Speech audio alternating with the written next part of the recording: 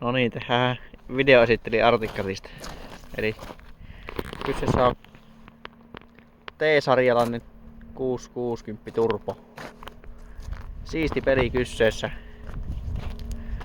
Uusi malli 2004.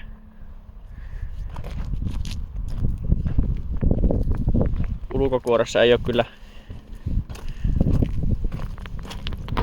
tämän ikäiseksi kelekaksi juuri mitään tuota sanomista.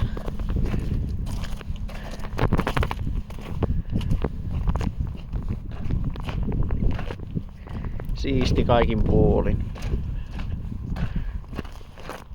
Sinne mahtuu makkarat kyytiin ja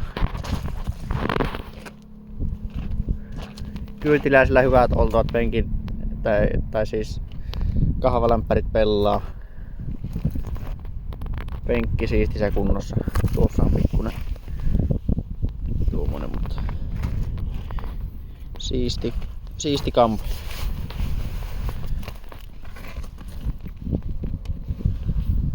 Mittarilukema oli, olisiko ollut 10 400 kohta, 10 300 ja jotakin.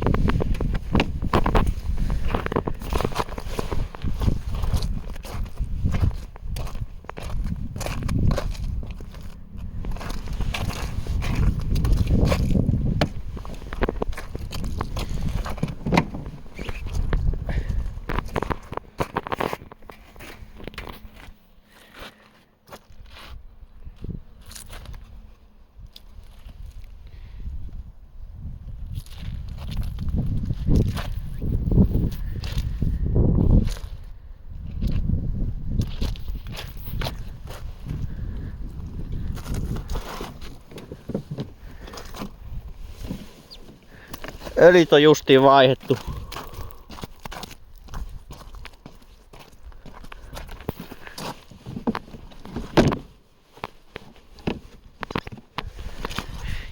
Ja se mikä parasta tässä kelekassa, niin sehän lähtee käyntiin napista, vaikka voi sisällä juo kahvit ja laittaa kelekan lämpenemään. Eli tuosta kun painaa, niin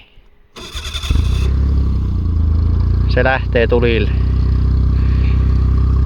Melko kaukaakin ottaa tämä kaukokäynnistys.